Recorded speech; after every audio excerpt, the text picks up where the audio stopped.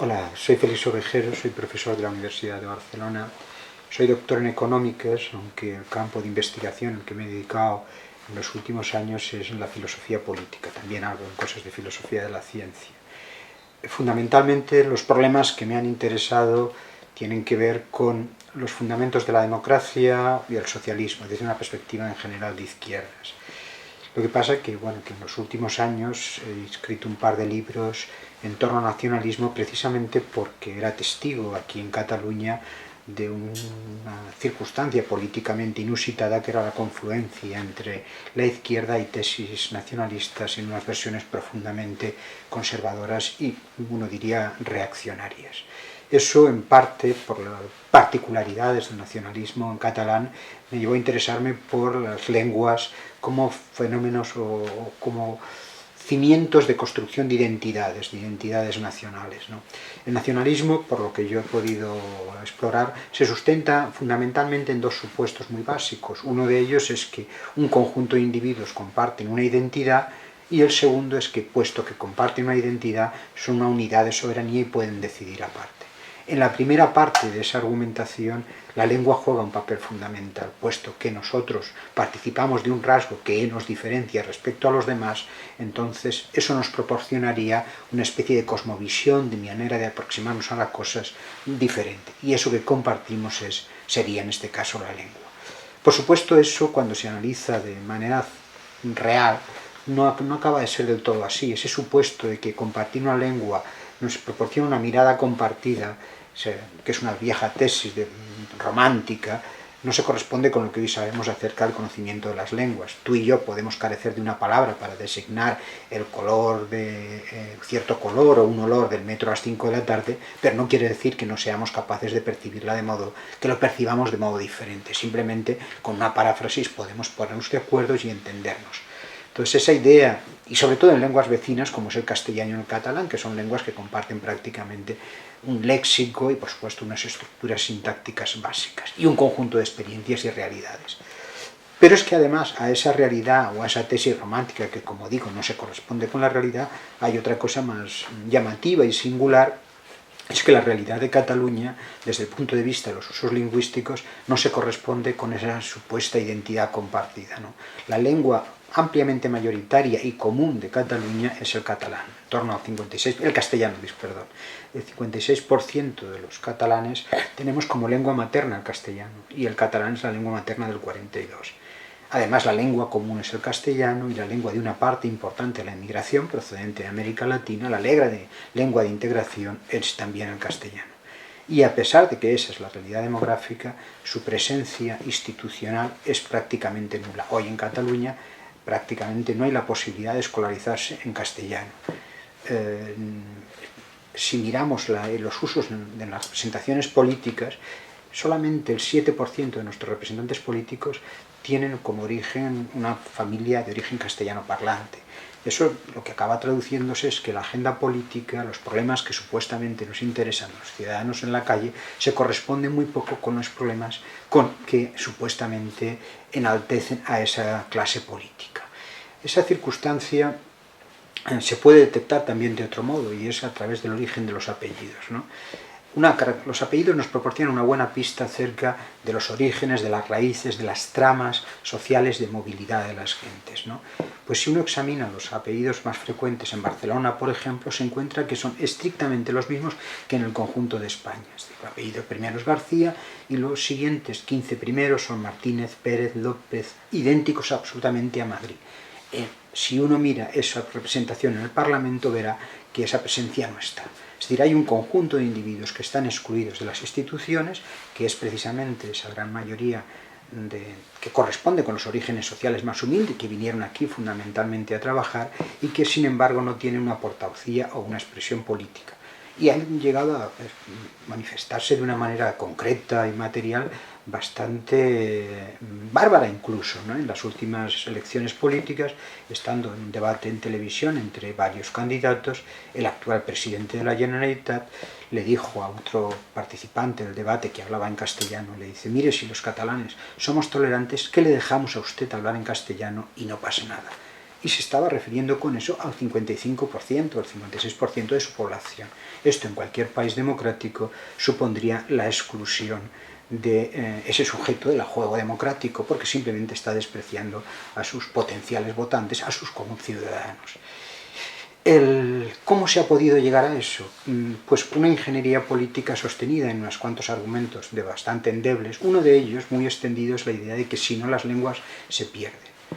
Y eso confunde bastante las cosas. Imaginémonos que, bueno, en realidad si miramos las cosas con un cierto detenimiento, para que una lengua sobreviva se necesitan unos 200.000 hablantes. El catalán, por supuesto, tiene asegurada su preservación, pero si realmente lo que realmente nos preocupa es la preservación de las lenguas en posible peligro de extinción, tendríamos que entregar a un conjunto de ciudadanos catalanes que se dedicaran a cultivar el aranés, que es una lengua que se habla en Cataluña, pero que tiene 4 o 5.000 hablantes. Pero eso realmente altera el sentido de las palabras, porque lo que nos interesan las lenguas es para comunicar a las gentes, no al revés, que es lo que está sucediendo. Imaginémonos lo que sucede, por ejemplo, yéndonos a otra experiencia del mundo, con la nación cherokee. El 8% de los cherokees hablan la lengua cherokee. El conjunto de los cherokees son unos 200.000 hablantes. Si uno quisiera preservar la lengua de los cherokees, tendría que forzar a ese resto de la comunidad cherokee, que hoy hablan en inglés, a aprender el cherokee para preservar la lengua cherokee. En realidad lo que a los cherokees, como a cualquier ser humano, le interesa es conocer gente, acceder a información, acceder a su propia cultura, conocer sobre la medicina, saber sobre distintas cosas. Y eso hoy está en la lengua que ellos manejan y que es la realmente útil, ¿no? En cambio, nosotros, en esta situación en Cataluña, se aduce el argumento de que si no el catalán desaparecería, si no se utilizara como instrumento único y prácticamente exclusivo de comunicación en la administración y en la enseñanza. La argumentación es bastante absurda porque si imaginemos que ahora en México le dieran por hablar en castellano, en catalán, ¿no? Entonces, puesto que el catalán estaría preservado en otra parte del planeta, nosotros, en Cataluña, pues ya podríamos hablar en castellano, puesto que ya está preservado en otra parte del mundo. Entonces, o dicho de otro modo, el hecho de que nosotros no podamos aprender castellano tiene la responsabilidad final depende de que ya hay muchos mexicanos que se encargan de preservar el castellano. Esa política se está traduciendo en discriminación y en penalización de un conjunto de individuos. Piensen ustedes una persona de 50 o 60 años que hoy queda que en una situación de crisis pierde el trabajo.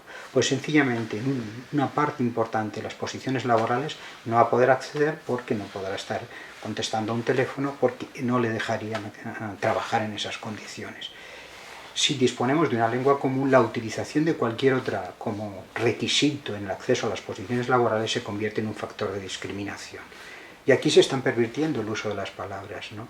Hay una idea muy interesante desde el punto de vista ético y político, que es la idea de discriminación positiva, y que se refiere a que un conjunto de individuos, que generalmente son perdedores sociales en algún sentido, minorías raciales, mujeres, no están representados en las instituciones en proporción a su composición demográfica.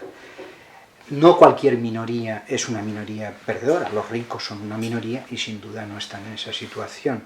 Entonces, aquí se está utilizando, y se dice con mucha frecuencia, que precisamente en virtud de las consideraciones de menor presencia social del catalán, debería atenderse a ese principio para garantizar su presencia en las instituciones.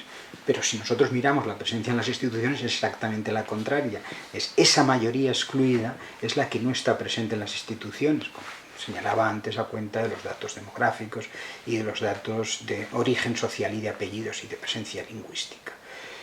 El grado de exclusión institucional llega a indicadores asombrosos. Hace un par de años, en las fiestas de Navidad y la iluminación de nuestra ciudad, pues estaban prácticamente todos los idiomas, en cada una de las iluminaciones estaba el catalán. Y luego además pues estaban lenguas tan extrañas desde el punto de vista de la idea de Navidad como el árabe o el chino, que incluso es difícil que contemplen el concepto. El castellano aparecía ocasionalmente, y es una ciudad en cuya área metropolitana cerca del 70% de los catalanes tenemos como lengua materna el castellano.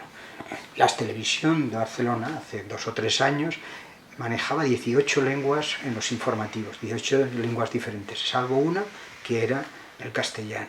Son situaciones absolutamente anómalas. Hay la sensación, o se ha tratado de describir la idea de que el castellano es una lengua ajena, una lengua invasora, contraviniendo lo que es la historia de este país. Desde la Edad Media, desde el siglo XIV o el siglo XV, el catalán ha estado presente aquí. Se han editado tantos libros en castellano, en catalán, ya desde el siglo XV. La primera edición del gran poeta catalán medieval, de Ausiàs March, se publica primero en castellano. En el siglo XV, por ir ampliando los datos, pero no vale la pena recordarlos, en la península ibérica había la corona de Aragón, que es donde se situaba en ese momento, se integraba Cataluña, eran unos 850.000 habitantes, mientras que Castilla, que incluía, por cierto, Galicia, lo que hoy se llama el País Vasco, eran 4,5 millones de personas.